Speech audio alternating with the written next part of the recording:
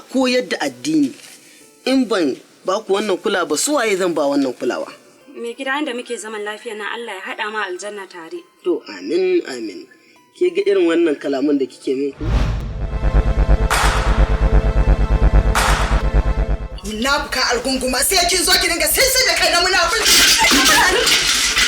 Haba wani yake faruwa ne? Haba Karima. Haba Karima. Ba me yasa ba ta so a zauna lafiya ne? Haka ne. Haba Karima. Da girman ki? Ki ba ki so a zauna lafiya ba? Me haka yake faruwa? Wai me haka ne? Gaskiya wannan cin mutuncin ko ba zan jure shi a cikin gidan nan ba. Saboda wannan walakancin yayi yawa. Wannan cin mutuncin da ake ma iyali na yayi yawa wallahi.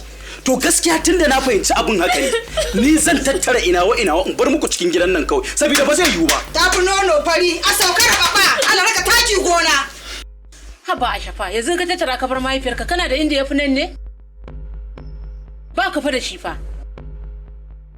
Wallahi da ba dan sun zo ba a cikin gidan nan ko na rantse da Allah sai na fasa miki kai. Sai ga inda za a yi da ni.